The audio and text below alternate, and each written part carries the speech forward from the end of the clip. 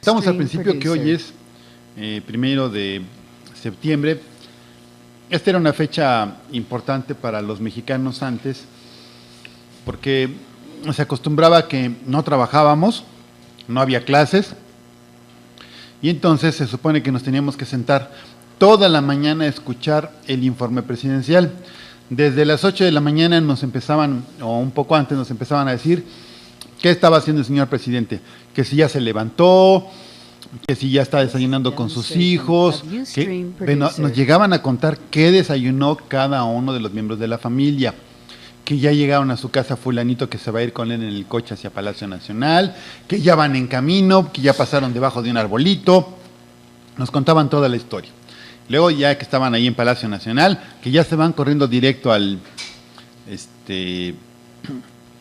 Congreso de la Unión, y ahí el presidente empezaba a echar un rollo que duraba, pues a uno se le hacía eterno, pero según las mediciones objetivas de tiempo, o sea, con relojito en mano, pues la cosa andaba en las 2 horas, 3 horas. Creo que Echeverría se llegó a aventar 4 horas de informe presidencial, y los diputados pues se paraban y aplaudían, o nada más aplaudían cada vez que despertaban, y cosas por el estilo. Entonces era un día en el que se supone que el presidente tenía que informarle al pueblo, pero lo que hacían los presidentes era presumir su imagen y decir que habían hecho lo que jamás habían hecho. La broma en auge en aquellos entonces era que si los presidentes ya hubieran repartido todas las tierras que dicen en cada informe, ya hubieran repartido todo el continente americano. O sea, la gente tenía la percepción de que lo que estaban haciendo era mentir descarada y desproporcionadamente.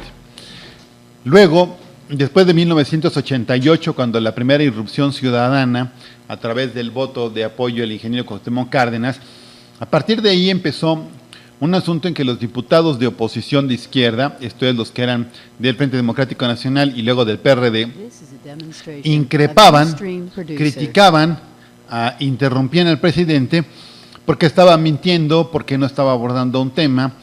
Y lo que se estuvo demandando durante años es que en el día del informe hubiera un intercambio de ideas, un debate entre el presidente y los legisladores.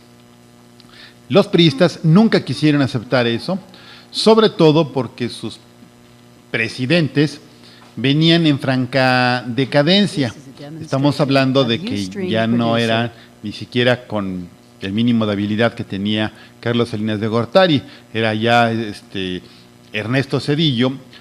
Con Salinas no querían que hubiera un debate porque había realmente encono y rencor en contra del tipo, y pues no tenían gran cosa con qué defenderse porque sí estaban haciendo una canallada tras otra y vendiendo a la patria.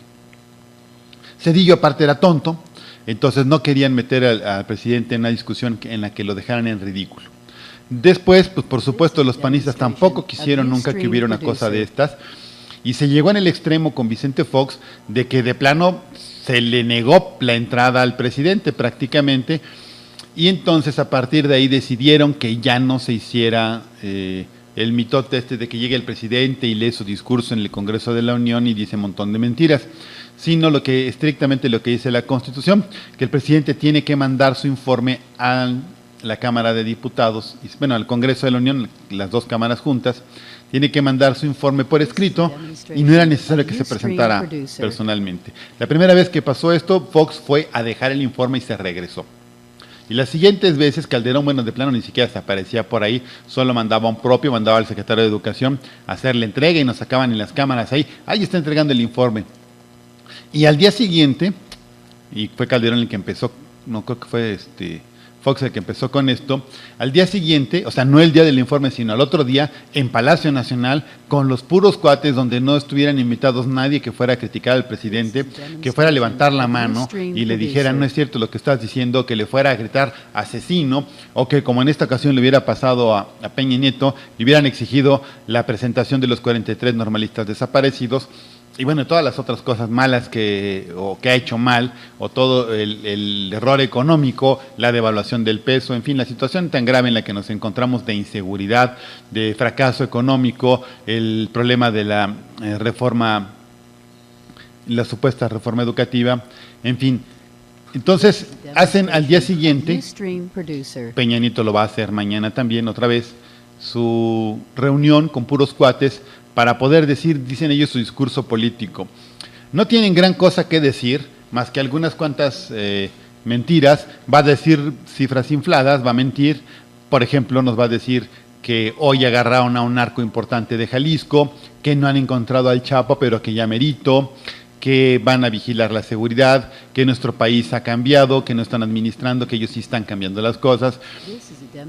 Pero no hay realmente un informe de la ciudadanía. El presidente no se hace responsable por lo que informa, porque él manda al secretario de Gobernación, Osorio Chong, a que entregue el informe, pero él no se hace responsable por lo que dice ahí. Los diputados y los senadores se jalan los cabellos, se gritan de cosas, discuten sobre el informe, llaman a los secretarios de Estado, pero si algo está mal reportado, si algo no es correcto, si algo de plano es mentira, no tiene ninguna responsabilidad el presidente, puede hacer lo que le pegue la gana y nadie le va a decir ninguna cosa, nadie se le va a enjuiciar, no va a pasar nada. Entonces estamos en esa situación. Deberían ya de aceptar los presidentes, los partidos en el gobierno, que el presidente fuera a debatir con los diputados después del informe, que se pusieran algunas reglas si se quiere, pero que hubiera un debate, y que el presidente se haga responsable de lo que informa, porque puede informar lo que le pega la gana y no hay ninguna consecuencia. Por otro lado, hace unos días el presidente Peña Nieto, cuate que ha salido tan malo y que es una paradoja terrible, porque los empresarios se quejan de la incompetencia de Peña Nieto, pero ellos fueron los que promovieron poner un pelele, un ignorante, una gente manipulable, y ahora se quejan de que no tiene carácter, no tiene habilidad, no tiene capacidad para gobernar. Este señor Peña Nieto hizo cambios en su gabinete hace apenas unos días. Hizo 10 cambios en el gabinete, relevó a varias personas de las secretarías de Estado, a otros los cambió de lugar. Y lo que ve uno con estos cambios son algunas cosas elementales. Para empezar, los cuadros principales del priismo se encuentran ahora como gobernadores, son exgobernadores. Le pusieron a Peña Nieto, que es un exgobernador del Estado de México, a 2 exgobernadores del Estado de Hidalgo, Murillo Caram y Osorio Chong. Y ahora van a reforzar supuestamente el gabinete con el exgobernador de Querétaro. Entonces, ahí se encuentran ahora los grandes cuadros del PRI. No provienen de los movimientos sociales, no provienen de las luchas, no provienen de la academia, no provienen ni de la burocracia. Todos ellos son bandidos electorales, gandules estafadores que estuvieron haciendo cualquier serie de abusos y canalladas en sus estados cuando fueron gobierno. Y los gobernadores del estado de Hidalgo siempre han tenido fama de gobernar como porros y lo han hecho. Y Osorio Chong y Caram no son la excepción. Otra cosa que ve uno en este asunto es que este país es gobernado no por Peña Nieto,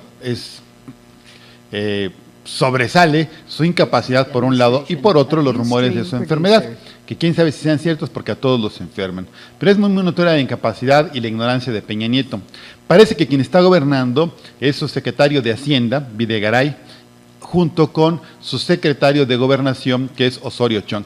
Lo cual es una paradoja cruel para los mexicanos, porque si nos están gobernando realmente estos dos tipos, que es lo que parece ser, todo parece indicar que así es el asunto, la economía está de la patada, no hemos crecido, prometieron que iba a haber crecimiento, el crecimiento está muy por debajo de las expectativas y otra vez cada año tienen que estar bajando la expectativa de crecimiento económico. El peso se sigue devaluando frente al dólar, nos dicen que por asuntos externos, pero desde que yo era niño dicen que son asuntos externos lo que provoca que haya devaluaciones o que no funcione la economía. Bajó el precio del petróleo. Cuando quisieron vender Pemex y creyeron que iba a ser un super negocio y que todos iban a venir a arrebatarse nuestro petróleo, pues ha bajado tanto de precio que hay campos que no son muy redituables y no está llegando lo que ellos quisieran. Hicieron una reforma fiscal fracasada. En fin, todo lo que tiene que ver con la economía, la distribución de las riquezas, eso está muy mal, no ha funcionado. El otro copresidente, que sería Osorio Chong, que es el secretario de Gobernación, pues no ha logrado resolver ningún problema. No se logró resolver el problema de Ayotzinapa, ni en el sentido de presentar ya a los compañeros desaparecidos, ni en el sentido de lograr conciliar o serenar o convencer a la sociedad de que ya le pare con este reclamo. No han logrado resolver tampoco los problemas con el magisterio a nivel nacional. Es un problema de la Secretaría de Educación Pública, pero también es un problema de la Secretaría de Gobernación, porque quien es el responsable de la paz y de la gobernabilidad política es el secretario de Gobernación y no ha logrado resolver eso. En la frontera sur tenemos un grave problema con las bandas americanos y de los propios chapanecos que tienen ahí asolado a todas las comunidades, por un lado. Por otro lado, sigue existiendo toda la zona que gobierna el Ejército Zapatista de Liberación Nacional. En Oaxaca también casi no gobierna el gobierno federal. En Guerrero, bueno, es un escándalo de que de que el gobierno no gobierna realmente, sino son el narcotráfico. En Michoacán está pasando lo mismo. En Jalisco la cosa está creciendo y creciendo de que el gobierno no es el que gobierna, sino son los narcotraficantes. Tenemos también Sonora, Nuevo León, Tamaulipas y por supuesto el cada vez más tristemente célebre estado de Veracruz en este sentido. Entonces, ¿por qué no quitaron al secretario de Gobernación? Pues porque es uno de los que está gobernando realmente este país y lo están haciendo tan mal que no gobierna el gobierno realmente en todas esas zonas. Tuvieron que reconocer ya la alerta de género en el Estado de México porque tampoco Erubiel está haciendo un trabajo apropiado y el secretario de Gobernación pues no ha logrado apoyar ni resolver nada. Cambiaron al responsable de Seguridad Nacional porque se les escapó el Chapo, cosa curiosísima, le hicieron burla a ellos hasta que se cansaron a Vicente Fox porque se le fue el Chapo y pues también a ellos se les va el famoso Chapo y no lo pueden encontrar. Entonces los dos que están gobernando nuestro país pues han demostrado ser tremendamente incompetentes. Entonces los cambios en el gabinete pues realmente no han servido para maldita la cosa. Quitaron ya también al secretario de Educación Pública que era Chafed y nos pusieron a Nuño. Y este señor todavía no ha dicho con qué estilo viene, pero tiene un grave problema frente a sí. La parte institucional o priista del CENTE está medio desarticulada y sin gobierno porque está presa la que era la cabeza de toda esa mafia, que era el Bester Gordillo.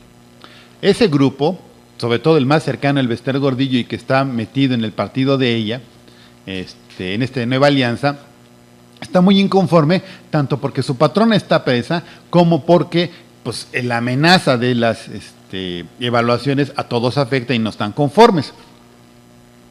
Y como remate, pues está la CENTE, que pasó de tener fuerza importante en 6 estados a tenerla cada vez más creciente y creciente en 26 estados y siguen creciendo fuerzas democráticas en el magisterio y están preparándose para una huelga. Todos nos dicen que la cosa está bien, nos van a anunciar mañana seguramente Peña Nieto, que la cosa va a ir mejor, que ya vamos a empezar a cosechar las virtudes de sus malhadadas reformas que nos impusieron el año antepasado y el pasado, pero lo que tenemos es un gobierno que ha cambiado algunos personajes, que están pensando en la candidatura para el 18 y que no tienen capacidad de gobierno. Todo